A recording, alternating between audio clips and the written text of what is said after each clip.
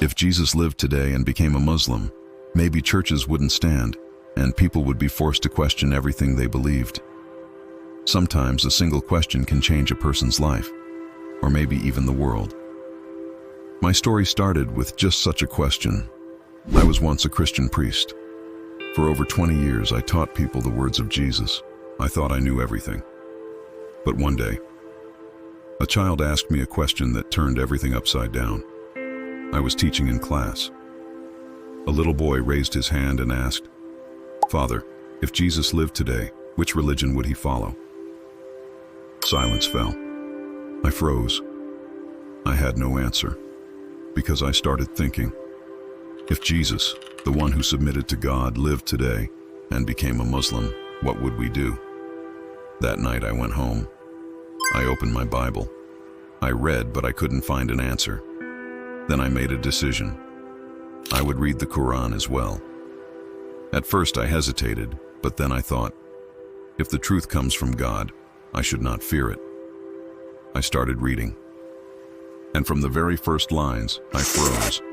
This is the book about which there is no doubt, a guidance for those who believe.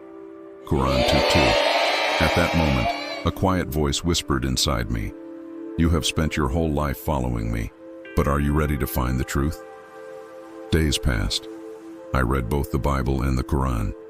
I thought, if Jesus submitted to God's will, his path could only be one. And one night, in a mosque, I heard the call to prayer for the first time. That sound penetrated my heart. People had their foreheads on the ground, praying. And in that prostration, I felt face to face with Jesus himself. At that moment I cried, because I realized this is how Jesus prayed. And as a priest, I had spent years misunderstanding him. The next day, I spoke with a Muslim man. He said just one sentence, and it changed everything. "We love Jesus just as we love Muhammad." Those words shattered me, because I thought, if they love Jesus as much as I do, maybe we were never enemies. Months passed. I read, prayed, and reflected. Then one morning, in complete silence, I said, "I testify that there is no God but Allah, and Muhammad is his messenger." From that moment, everything changed. The fear disappeared, and only one thing remained: peace and truth. But the strangest part? My love for Jesus didn't decrease, it grew stronger. Because I no longer saw him only as the Son of God, but as God's chosen servant. People often ask me, "So, are you saying Jesus was a Muslim?" I smile and say, if being Muslim means submitting to God's will, then yes, Jesus was a Muslim. Now pause for a moment and think. Maybe there's a question you've been afraid to ask as well.